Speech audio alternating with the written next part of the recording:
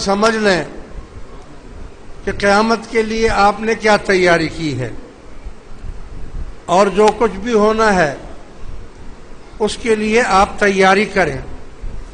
اور تیاری کے لیے ان بچوں کو دو چیزوں کی اہم ضرورت ہے.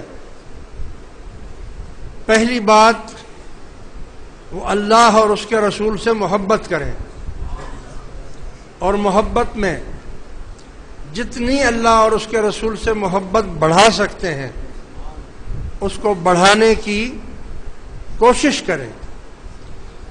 اور محبت بڑھنے کے لیے نسخہ، زیادہ سے زیادہ درود شریف پڑھیں. اس سے آپ کی محبت میں اضافہ ہو جائے گا. آپ اللہ اور اس کے رسول سے محبت میں آپ کے اضافہ ہوتا رہے گا.